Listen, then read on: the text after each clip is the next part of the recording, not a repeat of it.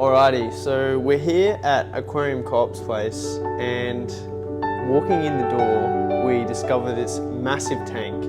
And Cory's going to tell us all about it, what he's got in there, how it works, and all that kind of thing. All right, so it's 800 gallons, which is about 3,000 liters for everybody else. The tank is 8 feet long. I'm not going to convert everything to metrics. I'm going to do horrible at it. And 4 feet front to back. So, you know. Massive tank. Yeah, pretty big. And then about 40 inches tall. Now, originally, it was only supposed to be about this tall. But then they said this much extra acrylic is free because that's the panel it has to be. So I said, sure, why not? Not realizing that it's so deep, you can only reach to about here. Look where the algae stops, because I can't reach it without getting in. So you have to physically get into the aquarium to hit any of this. And my giant mag scraper, which I'll show you over here, it's a $500 magnet. Plus, like, escaping the tank as well. Yeah. Oh This giant magnet, the mighty magnet, can't do corners. So you have to physically get in and work the tank a lot of times. And that's real disruptive to the fish and everything. So we try not to do it as much as we can. We try to set it to be sustainable. Yeah. And so yeah, being that you can only reach to about here, if you're really on your tippy toes, you can't reach the back. You do a lot of stuff by grabby claw. And so in the tank, we've got the Mbu Puffer, ladybird. She's about 8 years old now, I think, 8 or 9. And she eats clams and supposed to eat snails and shrimp and all that, but she doesn't seem to. So we can keep snails in here. And then I also have all of these, which are trout goodeids, which is a wild type live bearer. It's actually very colorful for a goodieid, I feel like. Yeah, they look like little trouts, and they're really good hair algae eaters, so that's why originally they came in here. You can see some actually picking at the blackbeard algae at the back right now on the log. Oh yeah.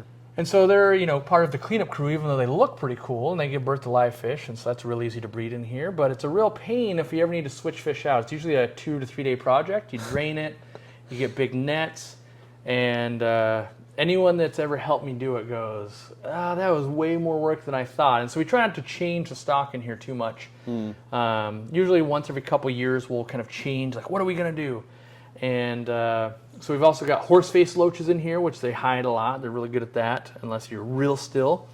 And then we've got reticulated hillstream loaches, and we're breeding those. So there's tons of those little babies in here. By the 100, there's just everywhere. We've been pretty lucky with that. And they're all on the little rocks and all that kind of stuff. And I've actually bred them twice with 2 different setups in this 800-gallon tank. Not particularly high flow, not particularly cool or anything like that. They just typically do pretty well. The lighting that I kind of have going on in here, there is our Aquarium Co-op lights, so we do that. But then also a lot of the year it's actually this skylight that will create algae problems, but also make it look really cool, like you're in nature. All the filtration, everything's kind of hidden down below with also just random storage. So you see, like, we've got tank decor and, you know, hoses and that kind of stuff. And then towards the back is actually where we have like FX6 canisters or big Eheim canister filters. And the tank is on auto water change. So if I have magnet panels, by the way, these are all sound panels, so it makes it better for YouTube. Awesome. If I pull up my phone here real quick, I can actually auto water change. Auto water changes every day. And I can just do a quick, like, 3-minute water change right here. Water will start flowing, and I can do that from anywhere in the world. So even if I'm not at home, water's going to change and automatically flow outside of the building. And that, you know, there's lots of plumbing and stuff back here. And then we also have automatic dosing of Easy Green or Pick a Fertilizer. That'll work as well to keep the plants going. And we're trying to balance this big ecosystem. I've already fed her today, otherwise you'd get to see that. Maybe there'll be some B-roll of that, but yeah, definitely. Handfuls of clams going in, that's a lot of waste. And so balancing that between water changes, but also keeping the plants fed is kind of hard to do. And then the load with the fish, it actually, believe it or not, this tank is easier to maintain the more fish there are, because you can see, like, okay, like 12 ounces of food goes in every day. And you can balance a tank around that. But when it's like only when she is eating, and I'm out of town, like, did someone feed today? Didn't they? And so when everything is just kind of, when there's way more fish, like this is very lightly stocked for me when I ran it as like clown loach and tiger barbs. It's like, oh, let's put in 300 tiger barbs, let's put in 300 clown loaches and that kind of stuff. It was honestly easier than this is right here. So, do you have any plans for like what you might do in the future? Or you...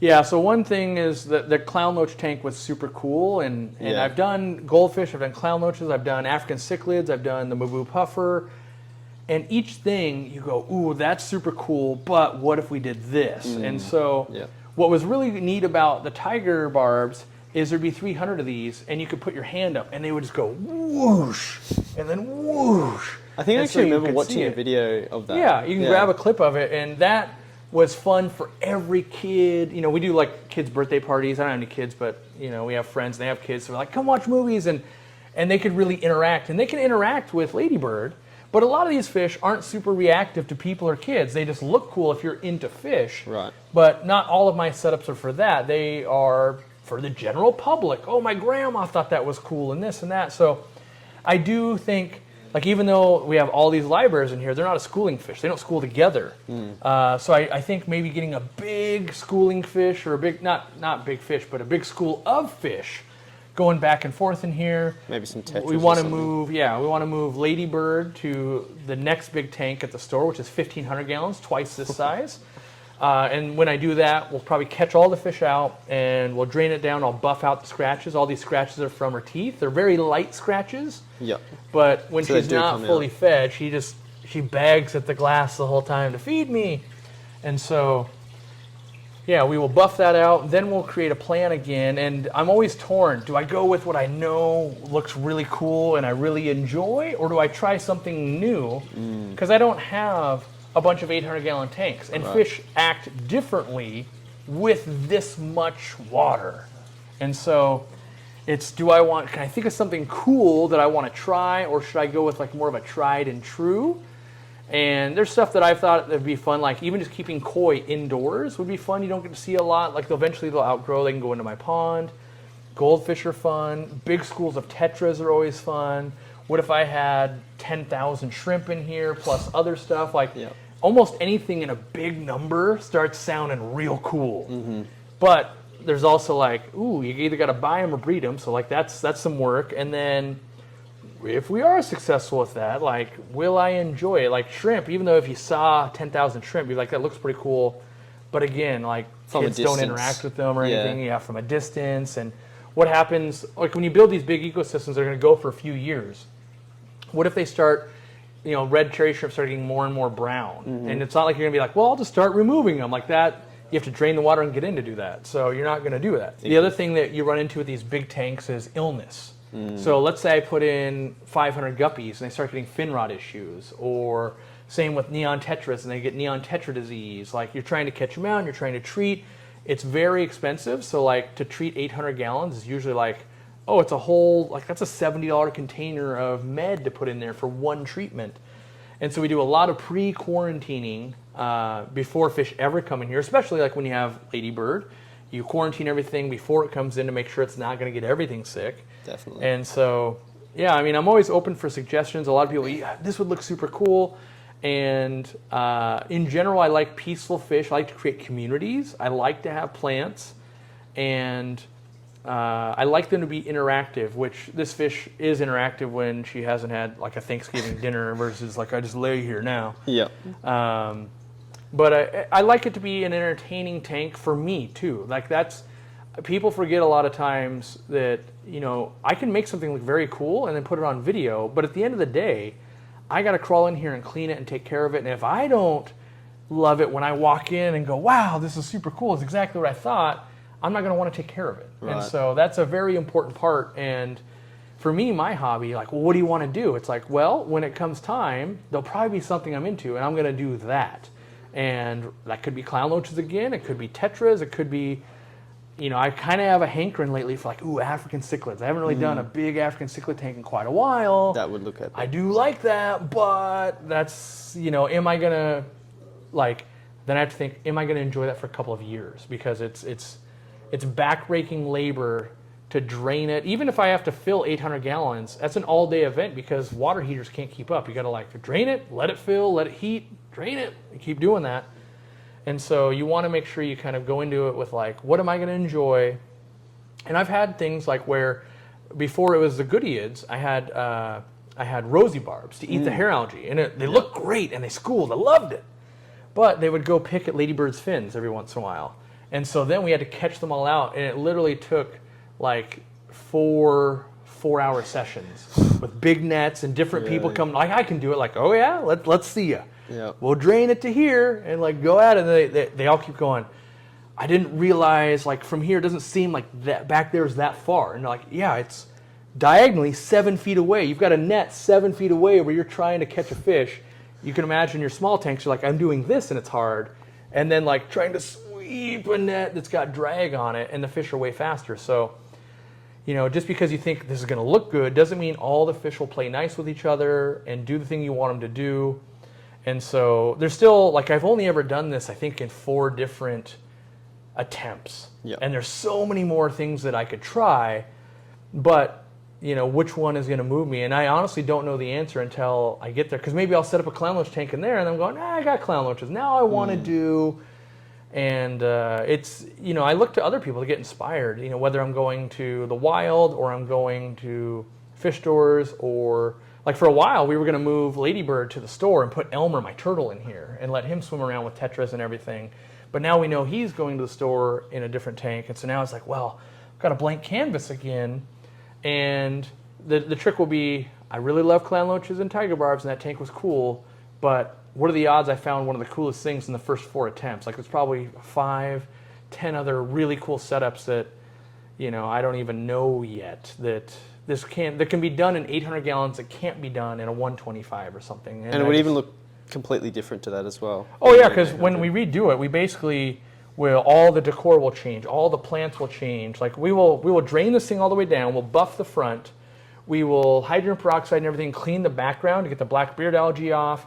We will need to remove all the clamshells. I mean, when you look at it, there's like 2 or 3 inches of clamshells. Yeah, yeah. So all that has to come out depending on the fish. You wouldn't want like goldfish choking on them or koi or anything like that. So you end up basically starting from scratch and designing like, well, what's the filtration? We know we can do automatic water changes. We know we've got lighting. We know we have this. And going, what's going to look good? Like, I loved it when I had way more crypts. These nice red crypts looked amazing. Yeah. But every time a clam makes its way into the middle, she'll go eat it, and she's basically a lawnmower on accident. So in the middle here, anytime a clam kind of gets wafted over here, she goes to eat it, but that's what creates this lawnmower scenario. And so, oh yeah, really? I can see that. Yeah, you can see where it's accidentally she's a lawnmower. And so that you just learn that with the fish, like, okay, well, we're going to have to, you know, and because she blows the sand, she digs stuff up and moves it. Yeah. And you end up working with the fish going, well, how, you know, and one thing I'd want to fix are some Java moss that made it in here. I'd want to get everything out, get that Java moss out so it doesn't overtake. And like even here, I've already been planning, you can see it. I've got a 7-foot long piece of fake wood that it fits this tank. So I'm like, that was the original setup I went with. And like, maybe I'll do some of that 7-foot piece. And you start thinking, what could hide underneath it? What could I breed in here? Half of me goes, what does 10,000 guppies look like that look good? You know, like that would be an impressive display, but am I going to get bored of that in 6 months? And I think I would. And so I try to pick animals that I can add stuff to. Like I just added the flagtail Prochulotus. You know, he's going to get about 2 feet. Interesting. I added him about 6 weeks ago. And so if I had, you know, koi or something, I probably wouldn't be able to add that guy. I'd be like, well, it's koi and maybe some dojo loaches and a few other little things. I try to make communities where I can continually make adjustments and refresh it for myself, going, ooh, I wonder how this would work. You know, a big dream of mine still to this day is like, what about having, you know, 1,000 Corydoras? Like you breed them up and you had 1,000 stir-by Corydoras and you could watch them like feed like you would in the wild. Like that would be an amazing thing too. And so I get paralysis of just going, well, any of that could happen technically. Right. And so we'll see when I end up moving this stuff out. I'll see what am I into right now and what do I think will look good on video and what I like to teach too. And so like the Goodeids are in here because I wanted to teach people they're really good hair algae eaters and they're kind of endangered and it's an underappreciated fish. It's a live bearer. And, you know, what do I want to do in the future? Like I still love, I've done it twice now, the reticulated hillstream loaches, they're in here because they're really good at cleaning flat surfaces. Yeah. Both times I ever put them in here, they breed uncontrollably. That doesn't happen to me in a 40 or 50 or 100 gallon tank. They'll breed, but not uncontrollably, where you're like, there's hundreds. And that 800 gallons really lends itself to like, oh, there's 3 of them on this rock right here. You start looking at the rocks, they blend in really well because of the narite snail eggs. But there's so many of them in here, and it just takes a long time to catch them and get them all out. But I love counting it, going, oh my gosh, there was 112 of these things in here. Who knew? They get lost in a big tank. It's a crazy tank. Yeah. The other question I had is like, how did you even get this in here? Because like the door, I feel like isn't that big. So I hired a bunch of people, and originally what we thought, we got onto a truck, and we've got a little video of that, of like, we're all lifting, and the tank is really heavy, but it's the stand that's like twice as heavy. Yeah, right. Because it's all Steel. tubular steel. Yeah, it's this big steel. And originally what we thought, I had it all figured out, because I've got cargo containers here for business, and I've got a forklift. And we're like, yeah, we're just going to drive it in, set it down, that'll be great. The problem is the gym flooring that we have, you put a forklift on it, it just ruins it. Like it just binds it up. So we'd have to remove all the flooring to get it over here. So instead we just all grab people and just, oh gosh. Wow. And we had to level it, and then you get the tank on there. And it's definitely a very, a tank at that $25,000, $30,000 level. Not only are you worried about one corner goes down, it's ruined, you also can kill somebody. Like That's true. If That's you even worse. just drop and it like gets them right across the stomach or something, it's like that causes internal damage. And so you're doing everything you can to be safe and have extra people, have good grips, have good gloves, all of these things. And it's very, very stressful to move these big tanks. I've only had to move this one once, luckily. And it's every time I'm willing to pay. So like the big 1,500 gallon, I paid that company that built it to put it in, even though it was $3,000 to install it. Like just the installation of $3,000, because we all knew moving something this heavy, this is like hiring specialized. They hired specialized lifts to move it, because at the store where this one is, like, okay, some other considerations. Tanks this tall don't go through doors. Right. Had to go through a garage door that we had put in to be able to bring it in. So it keeps elevating costs where you're like, it doesn't fit through a normal door. This is going to be a logistical issue. This will be a logistical issue. And you get to, finally, and then you're just like, okay, it's going to rest here hopefully for a very, very long time. Because if it costs, let's say on average it costs $1,500 to move a tank like this. Every time you move, it's $1,500. So you want to move it very few times, because that's a lot of money. None if possible. Yeah, and even when you buy the tank, they will build it, but you're meant to get it there yourself. So then you negotiate, like, what would it take for you to deliver it? And then they start going, well, how many people do we have to hire? Can we use forklifts? Can we do these things? And big builds like this, a lot of times there is a forklift or a crane on site, and before the building's done, they'll put it in, and then they'll work with getting that done. But in the home hobbyist style like this, the building's already here. Like we did modify, we redid the whole space, so we made it easier on ourselves. But my old home had big doors I could open up, and then we had to have that here. And like this, I think technically we might be able, the way we built this, we might be able to fit it in my store, but it's just the nightmare of it is, because even when you, like, so then you get it here and you got to fill it with water. Like we spent a whole day just leveling, because when you fill it up, you don't want one corner to drop and like, oh, it snapped. And then like, there goes all the work in the tank. And a lot of times you might have a fish like ladybird, like they're in a tote, like we're under like, yeah, okay. Time Or you pressure. move it to another tank, but you're like, if I break this tank, I don't have another $30,000. And even if you did, it's like 8-month delivery time. Yeah. So it's like, even if I paid today, like in 8 months, I'll have the tank they need. So, when you start playing with some of these bigger animals, I'm lucky now that I have kind of 3 of these kind of big tanks. So I can kind of make do, but when I only had the very first one at the store, and then I got this one for my home, it was very much like, if this thing breaks, there's no way around it. So Awesome. It's definitely very challenging. And when I was just a hobbyist going, it's going to be amazing. Like, big tanks are amazing. And I honestly feel that when someone asks me about it now, I go, find someone with a giant tank and do the maintenance before, because it sounds amazing until you're doing it. And I actually find a sweet spot is more like 180 gallons, 210 gallons, because you can still like reach the bottom. You can still mostly do what you want to do. You start getting into this and you dread, you're like, okay, this weekend I'll have these helpers.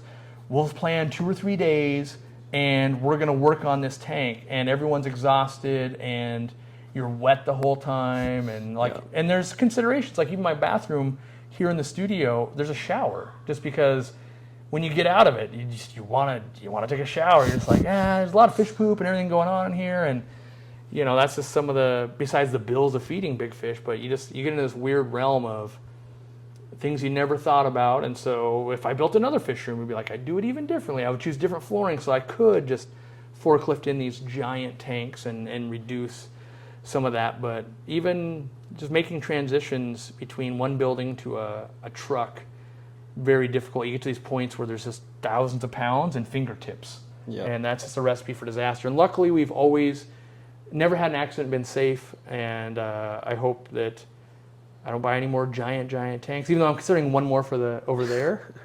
But I'm hoping it's closer to the door so I could remove the flooring and forklift it in, is my hope. It's easier. Yeah. Awesome. Well, thanks so much for showing this, Cory. Yeah, anytime. Appreciate it.